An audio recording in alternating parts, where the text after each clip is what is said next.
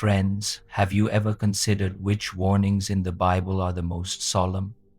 Today, we're going to look at one that comes directly from the mouth of Jesus Christ himself.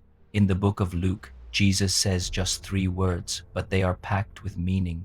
Remember Lot's wife.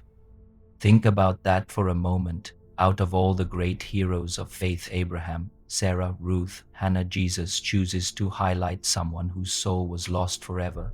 He tells us, remember Lot's wife. Why? What's so important about her story that we need to keep it fresh in our minds? Let's unpack this. Lot's wife wasn't a stranger to faith. She was what we might call a professor of religion. Her husband Lot is described in the Bible as a righteous man. She was part of a family that walked with God. When God decided to destroy the wicked city of Sodom, she was given a way out. She left the city with her husband and their daughters, escaping the judgment that was about to fall. But then she made a fatal mistake against God's direct command. She looked back, and in that one moment, her life was over. She was turned into a pillar of salt. The context in which Jesus gives this warning makes it even more powerful. He's talking about his own second coming, the day he will return to judge the world. He's describing how unready many people will be, caught up in the affairs of life, just as they were in the days of Noah and the days of Lot. It's in this urgent discussion about the end times that he says, remember Lot's wife. And who is it that gives this warning? It's the Lord Jesus, the embodiment of love, mercy, and compassion. This is the same Jesus who wept over Jerusalem and prayed for the very people who crucified him. He's not one to speak harsh words lightly, yet even he, in his infinite love, finds it necessary to remind us of the reality of lost souls. Even he says, remember Lot's wife. Who was he speaking to?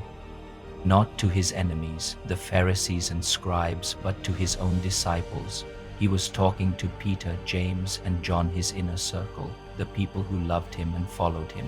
Even to them, his closest friends, he felt this caution was essential. He says to them, and by extension to all of us who call ourselves his followers, remember Lot's wife. Notice the specific word he uses, remember. He doesn't just say don't be like her or beware of her mistake. He says remember. It's as if he knows we are prone to forget. He's stirring up our often lazy memories, urging us to keep this story at the forefront of our minds as a constant safeguard. So let's do that today. Let's examine the powerful lessons her story has for us, especially now. The last days are upon us. The return of Jesus is drawing nearer, and the temptations of worldliness are stronger than ever. We need antidotes to the spiritual sickness all around us, and understanding the story of Lot's wife is a crucial one. To really get to the heart of this, we're going to look at 3 things. First, the amazing religious privileges Lot's wife had. Second, the specific sin she committed. And third, the swift and final judgment that God brought upon her. Let's start with her privileges. In the time of Abraham and Lot, true saving faith was incredibly rare. There were no Bibles in every home, no churches on every corner, no podcasts or YouTube channels sharing the gospel. The knowledge of the one true God was limited to just a few families. Most of the world was living in complete spiritual darkness. In that context, Lot's wife was an exceptionally privileged woman. She had a godly man for a husband. She had Abraham, the father of the faithful, as her uncle. The deep faith, the powerful prayers, and the daily walk with God of these 2 righteous men were not secrets. She lived with them. She saw it all up close. For them, religion wasn't a Sunday-only affair. It was the driving force behind everything they did. It's impossible that she could have been around all of that and not understood who they served and why. This was an incredible spiritual advantage. Think about the key moments in their family history. When Abraham received the life-altering promises from God, it's likely she was there.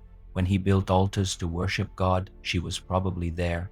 When her own husband was captured in a war and miraculously rescued by God's power, she witnessed it. When the mysterious king and priest Melchizedek, blessed Abraham, she was there. And then, most dramatically, when angels came to Sodom in human form to warn her family to flee the coming destruction, she saw them with her own eyes. When these angels physically grabbed her hand and her family's hands to lead them out of the doomed city, she was one of those they helped to escape. Time and time again, she was given a front row seat to the miraculous, loving, and powerful intervention of God. These were no small privileges.